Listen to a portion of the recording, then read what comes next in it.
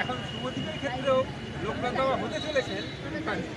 সুতরাং আমরা এই শুভদীপ পত্রিকা 30 বছর ধরে করছি, বর্ধমান থেকে রারো বাংলা থেকে পাবলিশ করছি।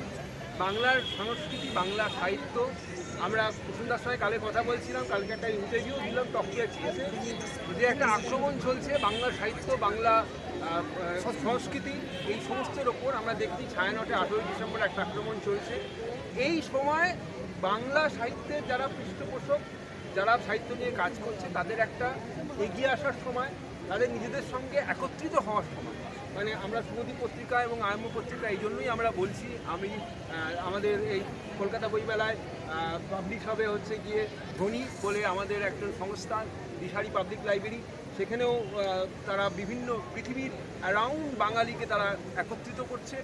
এবং আমরা চাই যে বাঙালি, এটা বাঙালি সাহিত্য, এই যে ব্যাপারগুলোতে অ্যাটাক হচ্ছে, সেগুলো আমাদের আইডেন্টিটি, আমাদের পরিচয়। সুতরাং আমাদের সবাইকে একসাথে এসে এই পরিচয়টাকে রক্ষা করতে হবে, সেটাই হচ্ছে আমাদের সংকল্প।